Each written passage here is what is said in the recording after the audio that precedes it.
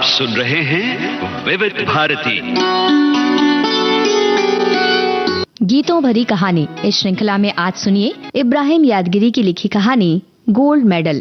वाचन स्वर नेहा शर्मा का। राधा और पुष्पा दो गरीब माँ बाप की बेटियां थीं। राधा की बड़ी बहन पुष्पा की शादी हो चुकी थी। राधा को माँ बाप स्कूल में पढ़ा रहे थे। वो किसी न किसी तरह मैट्रिक तक पढ़ने में कामयाब हुई थी, लेकिन जैसे ही जवानी की मंजिल में कदम रखा तो उसके पिता रामलाल ने प्रकाश नाम के आदमी से उसकी शादी कर दी। बाबुल की दुआएं लेती जा तुझको सुखी संसार मिले। बाबुल की दुआएं लेती जा तुझको सुखी संसार मिले। मैके की कभी ना याद आए, ससुराल में इतना प्यार मिले। बाबुल की दुआएं लेती जा तुझको सुखी संसार मिले। राधा के गरीब माँ बाप ने एक बहुत बड़ी जिम्मेदारी निभाई थी।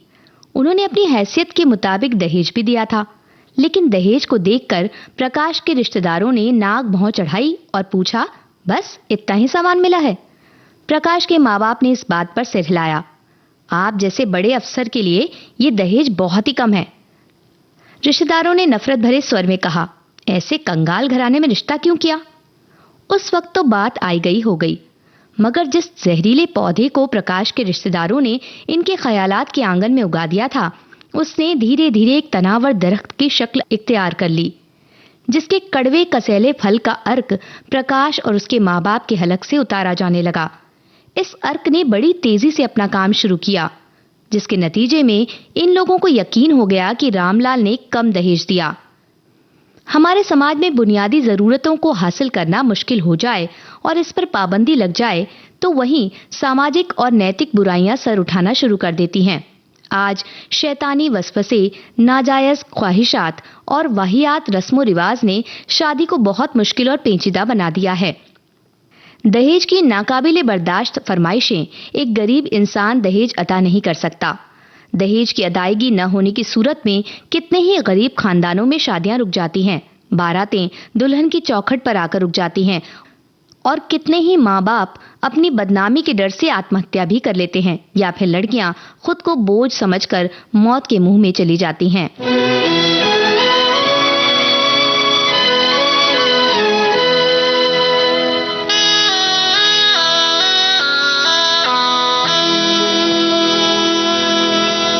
चल उड़ जा रे पंछी,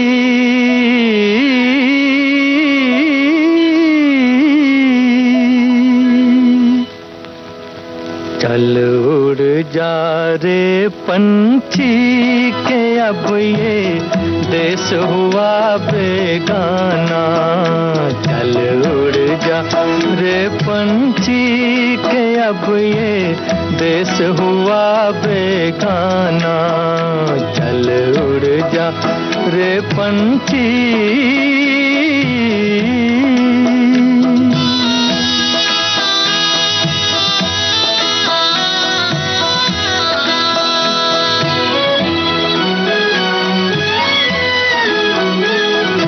खत्म हुए दिन उस डाली के जिस पर तेरा बसेरा था।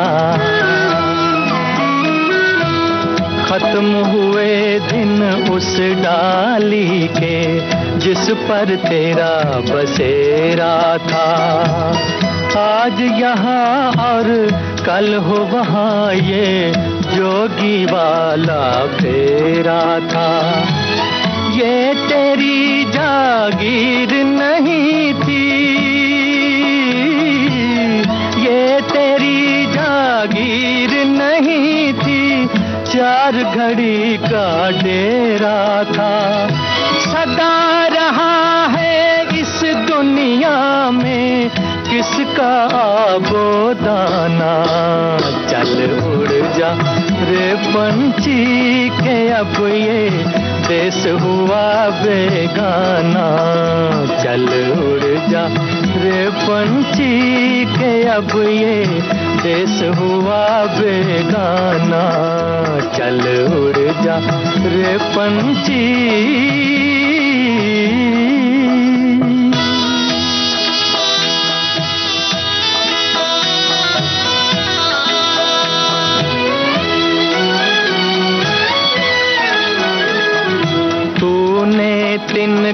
तिनका चुन कर नगरी एक बसाई, तूने तिनका चुन कर नगरी एक बसाई, बारिश में तेरी भीगी पांखें धूप में गर्मी खाई, गम ना कर जो तेरी मेहनत तेरे काम ना आई, अच्छा है कुछ ले जाने से देकर ही कुछ जाना, चल उड़ जा रे पंछी के अब ये देश हुआ बेगाना, चल उड़ जा रे पंछी। आजकल हमारे समाज में रिश्ते बाप की हैसियत और समाज में उसकी ऊंचे और बुलंद मर्तबे को देखकर किए जा रहे हैं। लड़की की काबिलियत एक अलग ही चीज रह जाती है। वो कितनी ही अच्छी किरदार और नेक सीरत क्यों ना हो, अगर उसके बाप की हैसियत लड़के वालों से मेल नहीं खाती तो बात 1000 बार भी बनाओ तो भी नहीं बनती, बल्कि बिगड़ जाती है। रिश्ते नातों के इस नीलाम घर में कोई भी बोली ऊंचे दहेज और माली तहफ्फुज के बिना नहीं लगाई जाती। दहेज कितना खूबसूरत और हसीन शब्द है, मगर इसका हुस्न तो दुल्हनों का लहू पीकर मुस्कुराता है। दहेज की लानत एक शोला है जो हसीन आंचल पर लहराता है। दहेज की लानत कभी सास के हाथों बहू को जहर पिलाती है, कभी ननद की चालें भाभी का गला घोंटती हैं, कभी शौहर से तेल छिड़ककर आग लगवाई जाती है, तो कभी लड़की के पाक दामन पर दाग लगाए जाते हैं। इस तरह दहेज के लालची लोग औरतों का खात्मा करते हैं। प्रकाश अपनी बीवी राधा से खिंचा खिंचा सा रहने लगा था। उसके रवैये को देखकर घर वालों को भी शह मिल गई। वे उठते बैठते सोते जागते राधा से दहेज की मांग करने लगे। शादी को 1 साल का अरसा हुआ था। राधा बीमार रहने लगी। राधा के ससुराल वाले ठीक से उसका इलाज भी नहीं करवा रहे थे। बीमारी की हालत में ही राधा ने एक लड़की को जन्म दिया। दुख ये था कि बच्ची का एक पैर पोलियो का शिकार था। राधा की बड़ी बहन ने उस मासूम बच्ची की परवरिश करने की जिम्मेदारी ली और उस बच्ची का नाम रुक्मणी रखा गया, जो अपनी मौसी के साथ चली गई। राधा का रूप बड़ा दिलकश था। वो बहुत सुंदर थी। उसके संजीदा चेहरे पर हल्की सी मुस्कुराहट बिखरी रहती थी। वो ससुराल वालों से ठीक तरह से पेश आती थी। किसी गलती के एहसास पर उसने कभी बुरा नहीं माना। ना वो बहस करती थी, ना तकरार। हंसकर अपनी गलती कबूल कर लेती थी। मगर उसकी कोई गलती ना भी हो तो भी वो उसे अपनी गलती समझकर स्वीकार कर लेती थी। इन्हीं बातों और खूबियों ने उसे एक खुश मिजाज औरत बना दिया था। लेकिन अपने ससुराल वालों की दहेज की मांग ने उसे उदास और निराश कर दिया था। राधा के चेहरे और होंठों पर मुस्कुराहट तो रहती थी, मगर दहेज के नासूर ने उसके सीने में गहरे जख्म कर दिए थे। अपने दुख को अपने तक ही रखने और दुनिया को दिखाने के लिए वो सामने सामने मुस्कुराती रहती थी। वो दुनिया को दिखाती थी कि इन हालातों में भी वो खुश है। हालात से समझौता करके वो खुश है।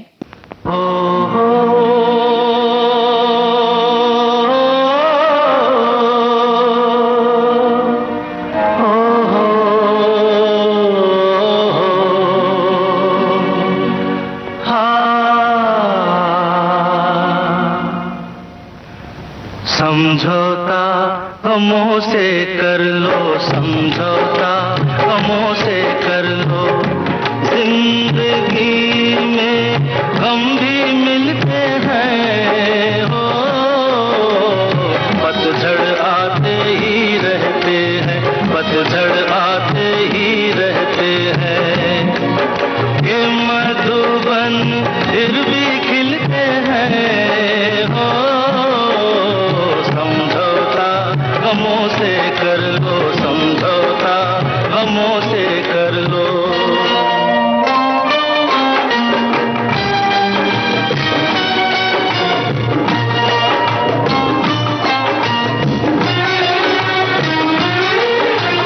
रात कटेगी होंगे उजाले, फिर मत गिरना गिरने वाले।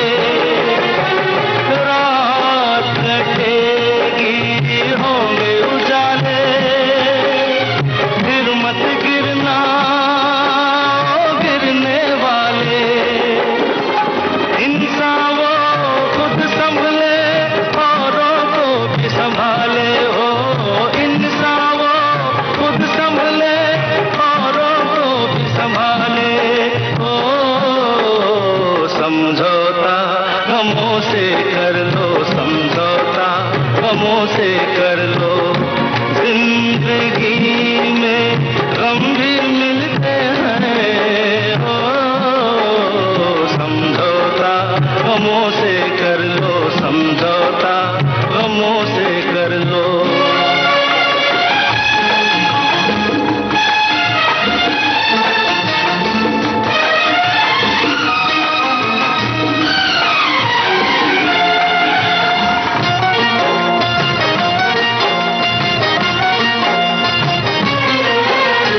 भूल सभी से होती आई, कौन है जिसने ना ठोकर खाई।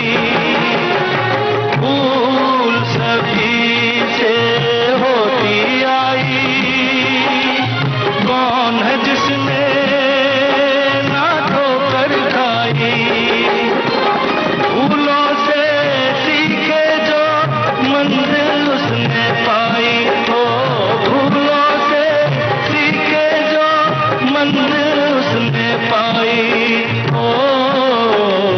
समझौता गमों से कर लो समझौता, गमों से कर लो। जिंदगी में गम भी मिलते हैं हो, पतझड़ आते ही रहते हैं, पतझड़ आते ही रहते हैं। ये मधुबन फिर भी खिलते हैं हो, समझौता गमों से कर लो समझौता, गमों से कर लो समझौता, गमों से कर लो समझौता, गमों से कर लो। मगर ऐसा नहीं था। वो रातों को रोती रहती थी, यहाँ तक कि उसके आंसुओं से उसका तकिया भीग जाता था। कि कैसी नफरत थी जिसने एक औरत की आत्मा को मसल कर रख दिया था। राधा को दहेज का शब्द दीमक बनकर अंदर ही अंदर खा रहा था। दहेज की मांग दिन ब दिन बढ़ती जा रही थी। राधा को मौजूदा समाज के नौजवानों की मानसिक गिरावट पर अफसोस हो रहा था। आज का हर नौजवान जैसे दहेज हासिल करने के लिए ही पैदा होता है। वो सोचती, अगर किसी के पास अच्छा दहेज देने की हैसियत नहीं है तो क्या वो अपनी बेटी की शादी करने के बारे में न सोचे। राधा के ससुराल वालों का दिमाग इस कदर बिगड़ चुका था कि उन्होंने राधा को मायके भेजने तक का मंसूबा बना लिया और 50,000 रुपए की मांग की। प्रकाश ने राधा से कहा, अगर तू 50,000 रुपए नहीं लाई तो अपनी मनहूस सूरत कभी मत दिखाना। एक दिन राधा रोती हुई अपने मायके चली गई। गरीब माँ बाप अपनी बेटी का ये सदमा बर्दाश्त न कर सके। फिर एक के बाद एक दोनों इस दुनिया को छोड़ गए और राधा दर बदर की ठोकरें खाने के लिए जिंदा रह गई। जिंदगी ने उसे नाकामियों और मजबूरियों के सिवा कुछ नहीं दिया था। वो खुद को धरती का बोझ समझने लगी। उठ जा यहाँ से, मुझे दुकान खोलनी है। दुकानदार जेब से चाबियों का गुच्छा निकालकर ताले में लगाने लगा। दुकान के सामने लेटी राधा ने एक पल के लिए कुछ सोचा, फिर दूसरे ही पल उठ खड़ी हुई। उसने अपनी पोटली बगल में दबाई और एक तरफ घिसटने लगी। उसके दुबले पतले सूखे हुए जिस्म पर मैल की परत इतनी गहरी थी कि उसका असली रंग छुप गया था। उसकी आंखें अंदर धंसी हुई थीं और सिर के बालों में भी मैल जमा था। चलते हुए उसकी टांगें और पूरा शरीर कांप रहा था। दूर से देखने पर वो इंसान नहीं, कोई और ही मखलूक लगती थी। उसकी कोई मंजिल नहीं थी, कोई ठिकाना नहीं था। वो एक ऐसे मुसाफिर की तरह थी जिसे अपनी मंजिल तक नजर नहीं आती।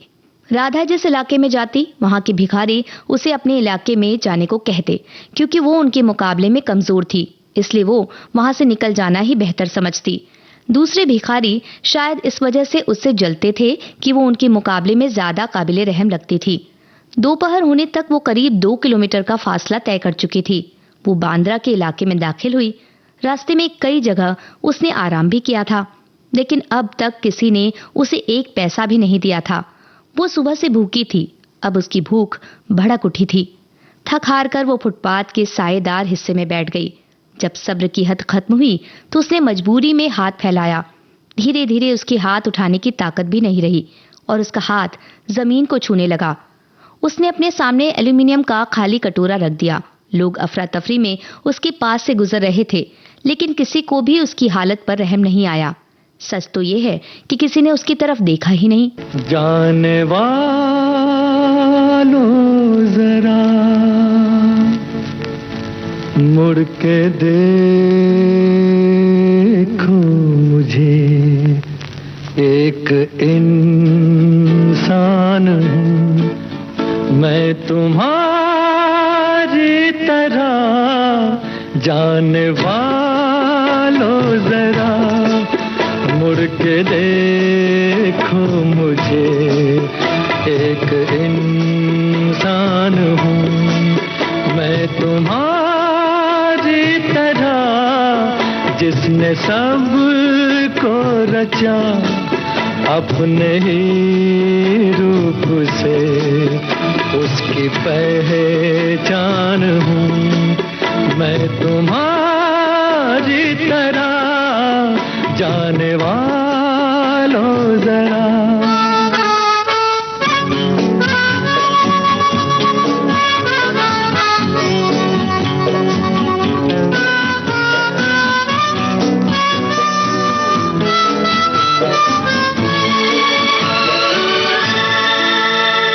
अनोखे जगत की मैं तकदीर हूँ, इस अनोखे जगत की मैं तकदीर हूँ।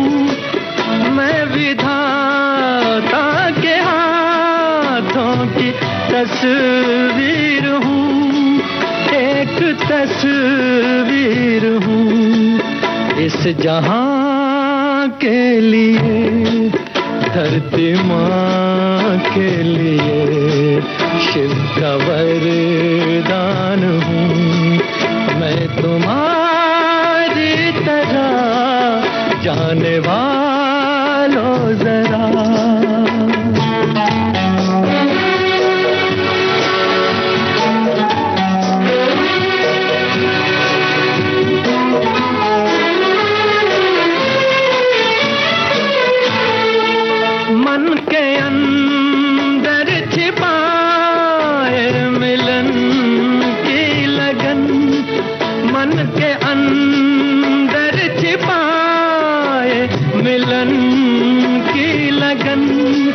अपने सूरज से हूँ एक बिछड़ी किरण, एक बिछड़ी किरण। फिर रहा हूँ भटकता मैं यहाँ से वहाँ, और परेशान हूँ मैं तुम्हारी तरह। जाने वालों जरा।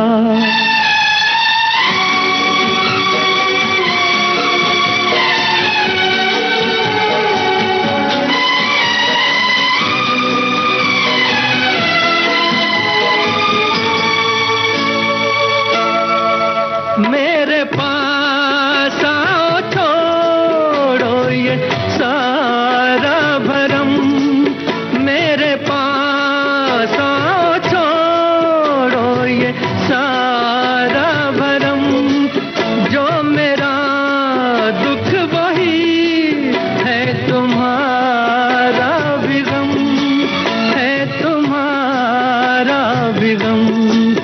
देखता हूँ तुम्हें जानता हूँ तुम्हें लाख अनजान हूँ, मैं तुम्हारी तरह जाने वालों जरा मुड़ के देखो मुझे, एक इंसान हूँ मैं तुम्हारी तरह, जिसने सब को रचा अपने ही रूप से, उसकी पहचान हूँ मैं तुम्हारी तरह जाने वालों जरा।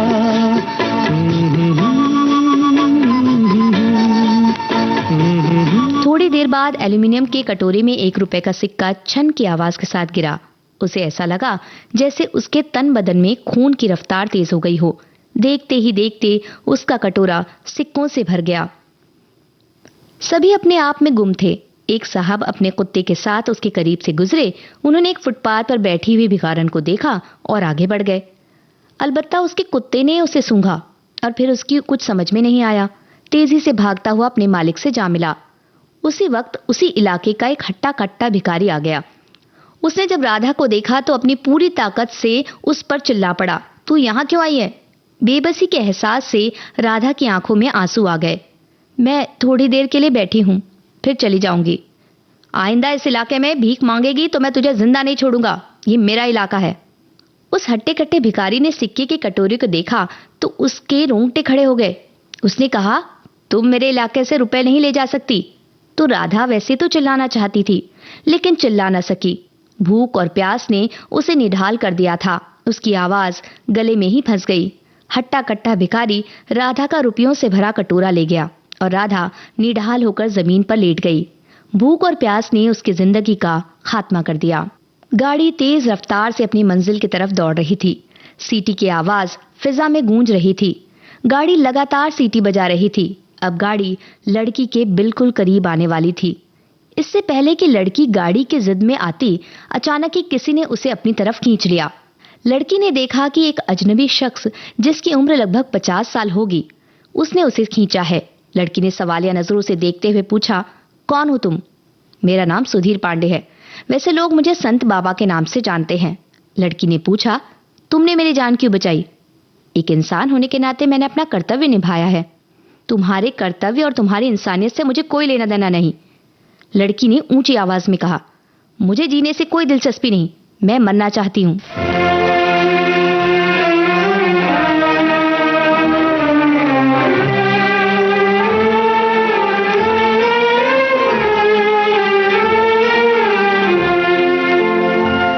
जिंदगी आज मेरे नाम से शर्माती है, जिंदगी आज मेरे नाम से शर्माती है। अपनी हालत पे मुझे खुद भी हंसी आती है, जिंदगी आज मेरे नाम से शर्माती है।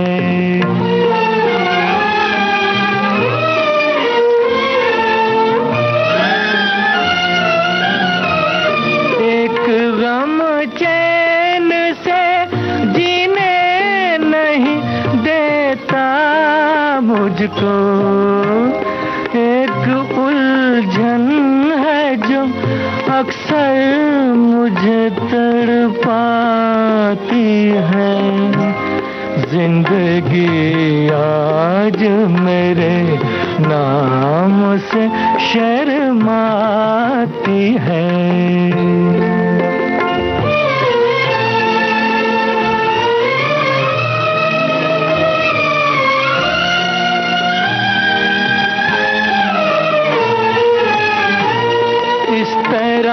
छोड़ के निकला हूँ मैं अपनी मंजिल, जैसे हसरत कोई सीने से निकल जाती है जिंदगी आज मेरे नाम से शर्माती है।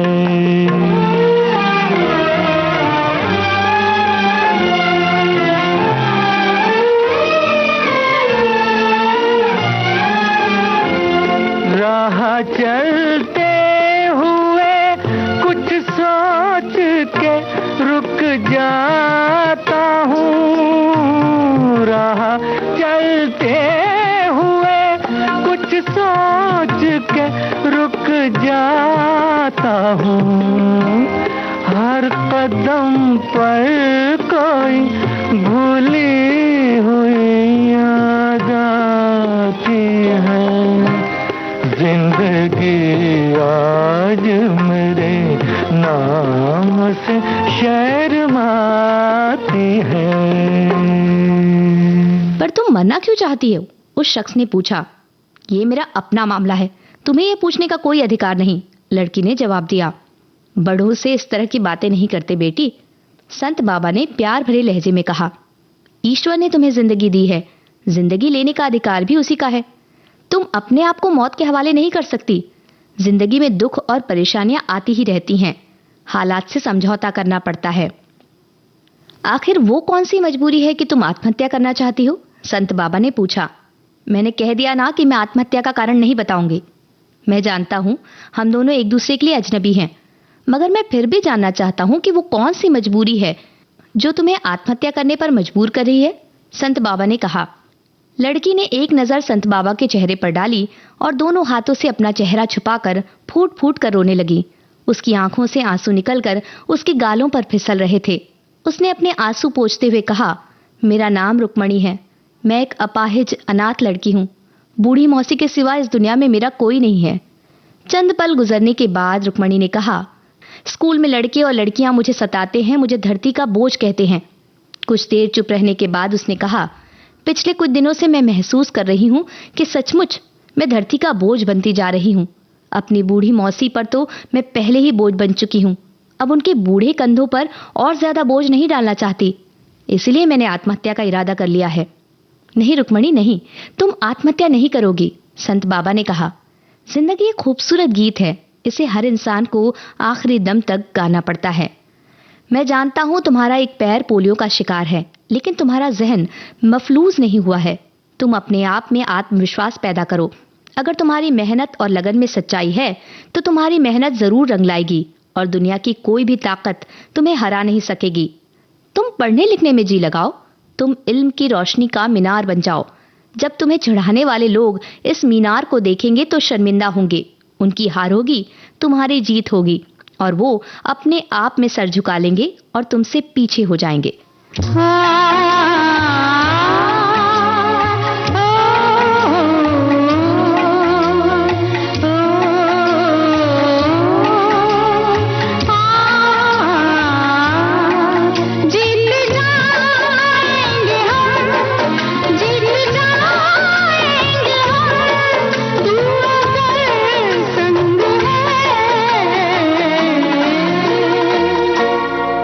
जिंदगी हर कदम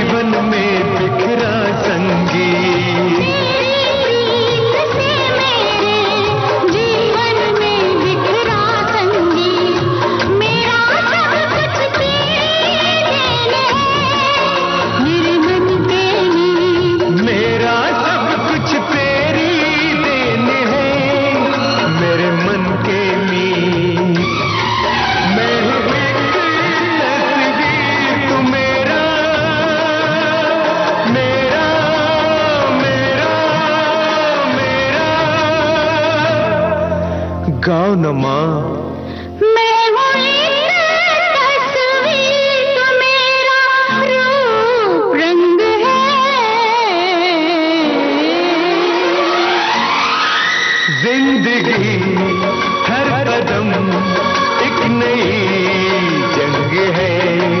जिंदगी हर कदम एक नई जंग है। जिंदगी हर कदम एक नई जंग है। जीत जाएंगे हम, जीत जाएंगे हम। जीत जाएंगे हम, जीत जाएंगे हम। तू अगर संग है। जिंदगी हर कदम एक नई जंग है। जिंदगी हर कदम एक नई जंग है। जिंदगी हर कदम एक नई जंग है। जिंदगी हर कदम एक नई जंग है।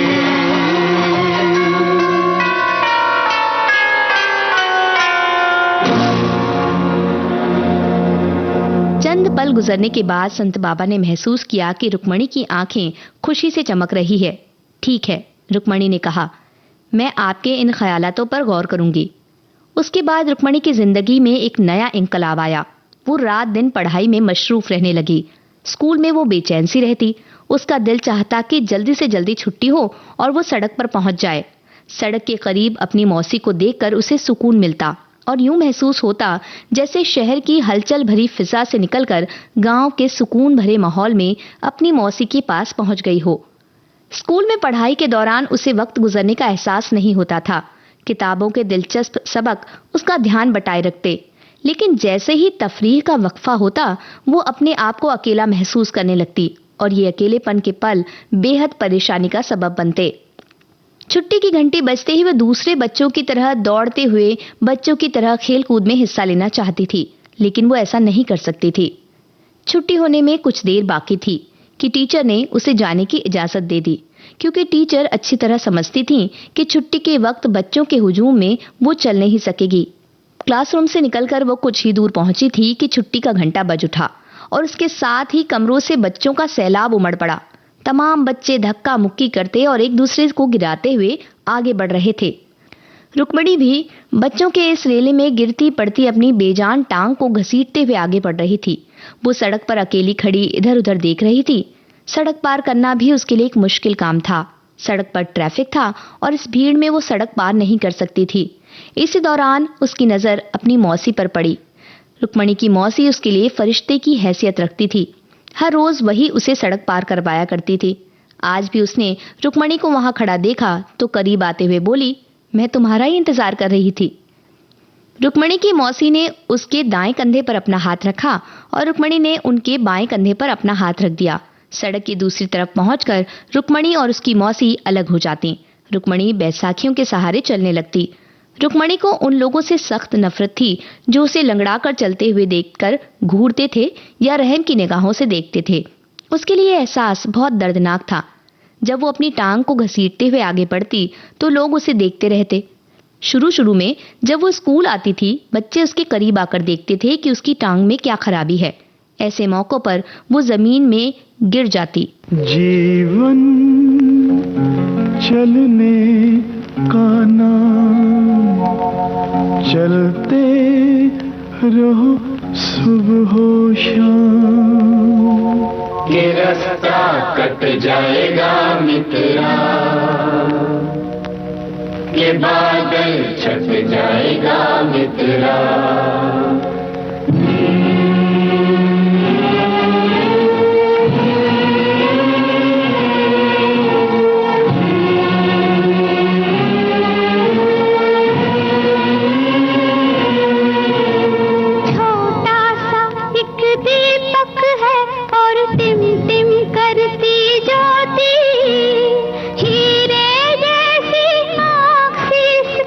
दूध रहे हैं मोती।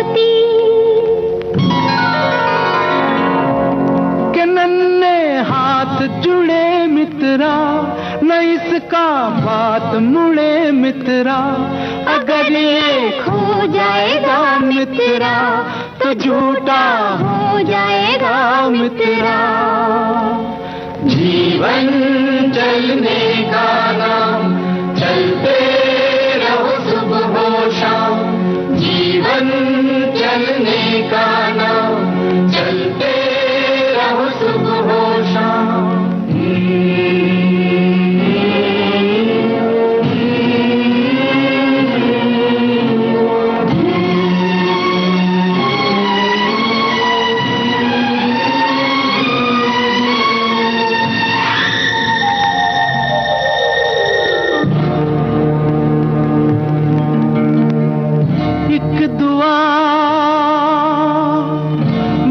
तुझसे मांगूं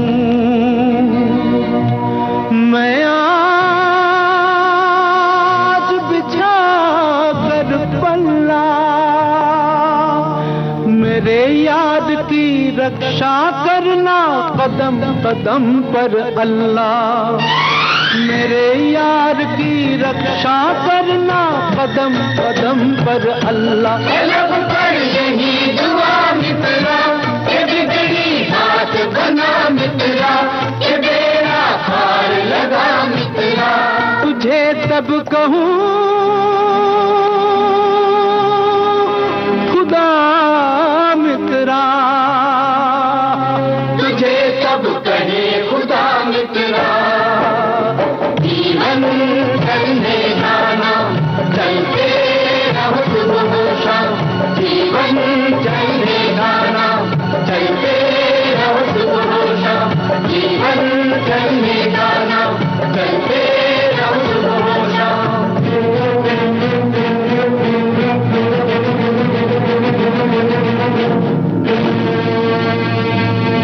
संत बाबा एक अच्छे इंसान होने के साथ साथ एक अच्छे टीचर भी थे। रुक्मणी पढ़ने लिखने के बारे में संत बाबा से मशवरा लेने लगी। संत बाबा हर मोड़ पर रुक्मणी का हौसला बढ़ाते रहे।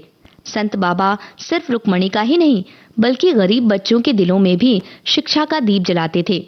उनकी दिली तमन्ना थी कि देहात, गांव और शहर का कोई भी बच्चा अनपढ़ ना रहे।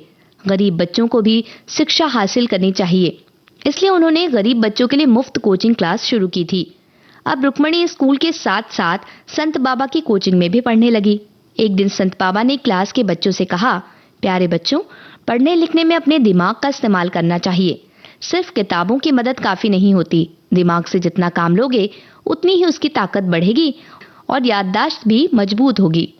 हर विद्यार्थी को चाहिए कि किसी पैराग्राफ या विषय को खत्म करने के बाद उसे अपने शब्दों में बयान करे। पढ़ाई का मतलब समझना है। तोते की तरह रटना बिल्कुल बेकार है, क्योंकि अगर कुछ लाइनें भूल जाओ तो पूरा सबक भूल जाओगे। प्यारे बच्चों, तुम्हें पढ़ लिख कर एक अच्छा इंसान बनना है। तुम अपने माँ बाप की तमन्नाओं का केंद्र हो, उनकी आंखों की ठंडक हो। देश और कौम की आशाएं तुमसे है। तुम पढ़ लिख कर अपने माँ बाप का नाम रोशन करो। संत बाबा के इस बयान में माँ बाप का नाम सुनकर रुक्मणी रंजिदा हो गई। उसने महसूस किया, मेरे तो माँ बाप नहीं है, मैं किसका नाम रोशन करूं? मेरे बाप जिंदा है या नहीं मुझे मालूम नहीं। सुना है वो दहेज का तलबगार था, माँ पर जुल्म करता था और मेरी माँ वो जुल्म सहती थी। कहते हैं देश भर में यही हो रहा है। मेरी माँ भी जुल्म सहते सहते इस दुनिया से चली गई। माँ, कितना प्यारा शब्द है। माँ भगवान का दूसरा रूप होती है। मैंने तो अपनी माँ को देखा ही नहीं, लेकिन मैंने अपनी मौसी की आंखों में अपनी माँ की तस्वीर देखी है। कितनी प्यारी है मेरी माँ, भोली भाली माँ। तू कितनी अच्छी है, तू कितनी भोली है, प्यारी प्यारी है। ओ माँ,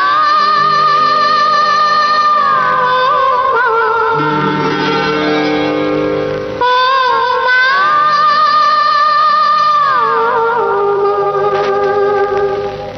तू कितनी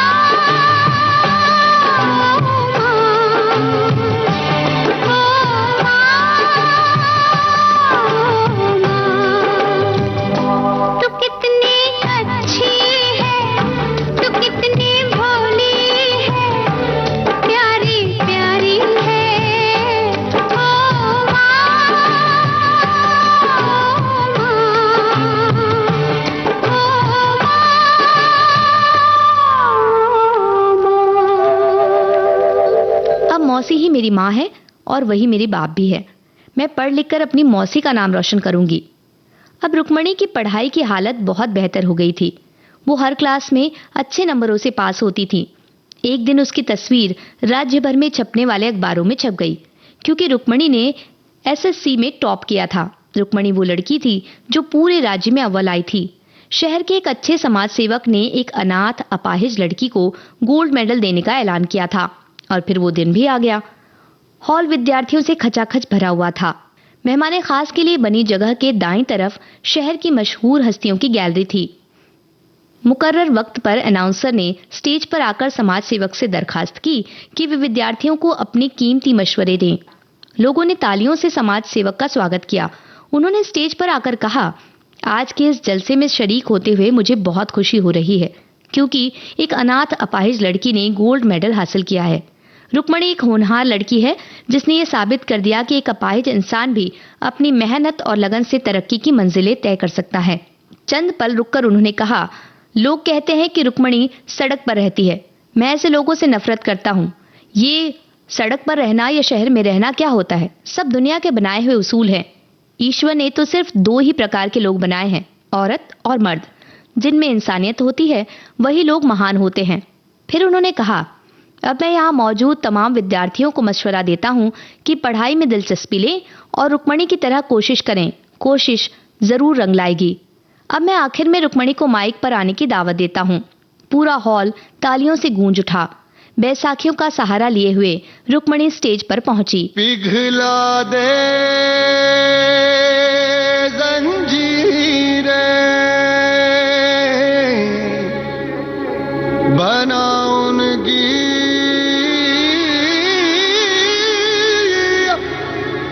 शमशीरें, कर हर मैदान फतेह ओ बंदिया, कर हर मैदान फतेह।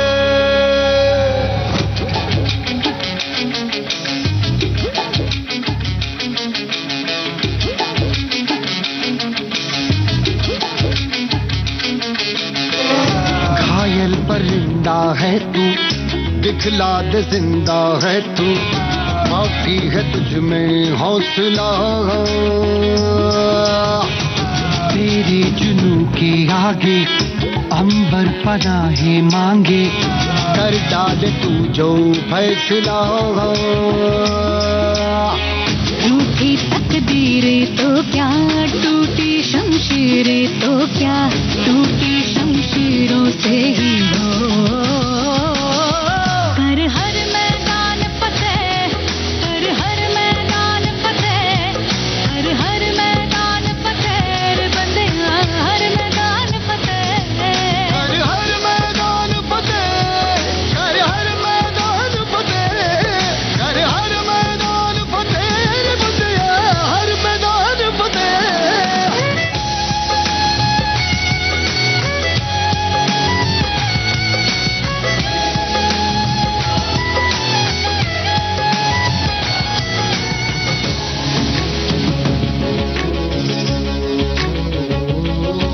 इन गर्दिशों के बादलों पे चढ़ के वक्त का गिरेबा पकड़ के, पूछना है जीत का पता, जीत का पता।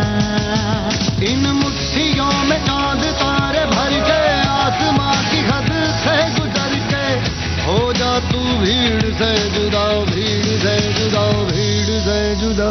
कहने को सर्रा है तू, लोहे का छर्रा है तू, टूटी शमशीरों से ही हो।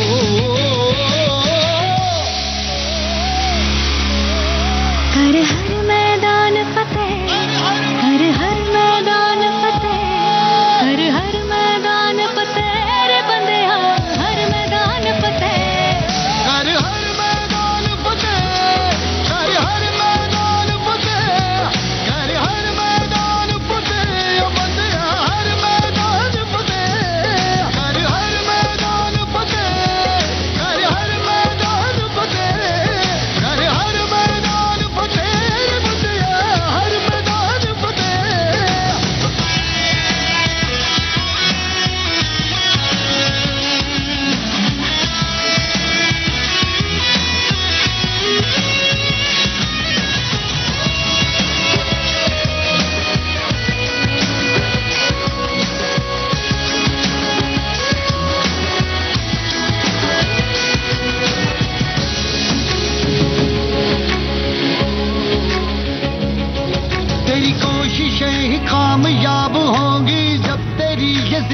आग होगी फूंक देंगी ना उम्मीदियां तेरे पीछे पीछे रास्ते ये चल के पाओगे निशानों में ढल के ढूंढ लेंगे अपना आशियां लम्हों से आंख मिला के रख दे जी जान लड़ा के टूटी शमशीरों से ही हो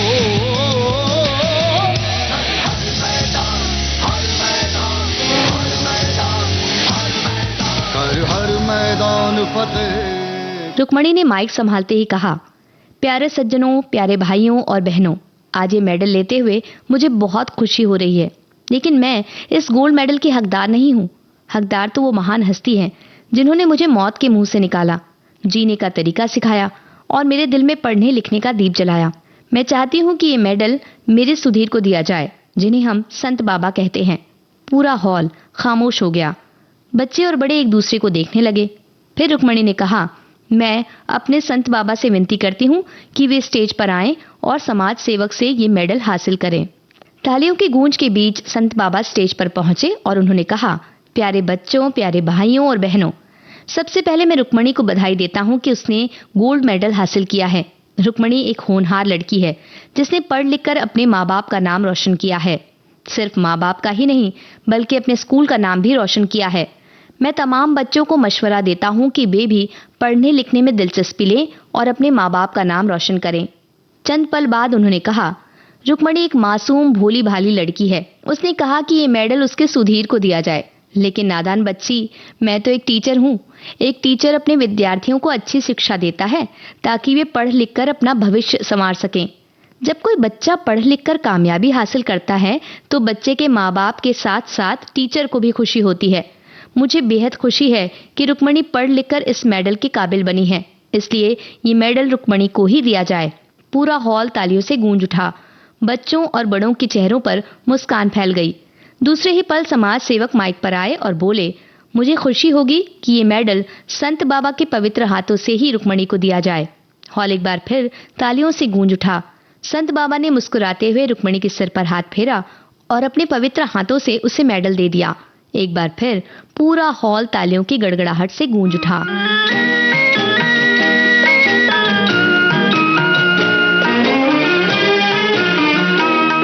इंसाफ की डगर पे बच्चों दिखाओ चल के, ये देश है तुम्हारा, नेता तुम ही हो कल के। इंसाफ की डगर पे बच्चों दिखाओ चल के, ये देश है तुम्हारा, नेता तुम ही हो कल के।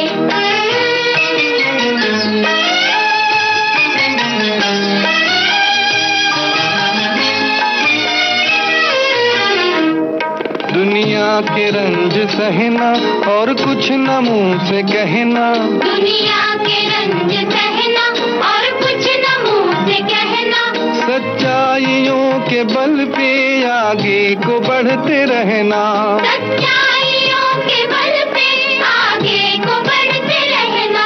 रख दोगे कि दिन तुम संसार को बदल के, रख दोगे एक दिन तुम संसार को बदल के। इंसाफ की डगर पे बच्चों दिखाओ चल के, ये देश है तुम्हारा, नेता तुम ही हो कल के।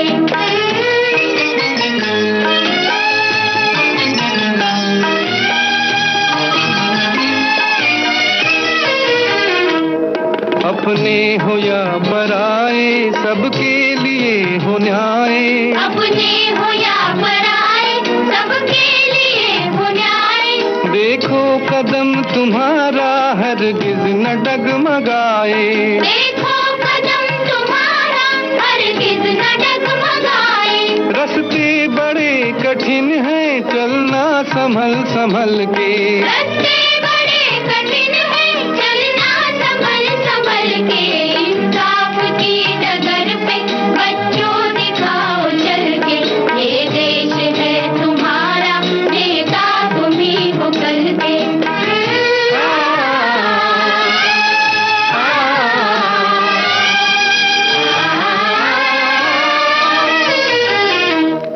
इंसानियत की सर पे इज्जत का ताज रखना। इंसानियत के सर पे इज्जत का ताज रखना। तन मन की भेंट देकर भारत की लाज रखना। तन मन की भेंट देकर भारत की लाज रखना। जीवन नया मिलेगा अंतिम चिता में जल के। जीवन नया मिलेगा अंतिम चिता में जल के। इंसाफ की डगर पे बच्चों दिखाओ चल के। ये देश है तुम्हारा, नेता तुम ही हो कल के। इंसाफ की डगर पे बच्चों दिखाओ चल के। ये देश है तुम्हारा, नेता तुम ही हो कल के। गीतों भरी कहानी में आप सुन रहे थे इब्राहिम यादगिरी की कहानी गोल्ड मेडल। वाचक स्वर नेहा शर्मा, संपादन सहयोग काजल भदरगे, प्रस्तुतकर्ता जुबैर खान।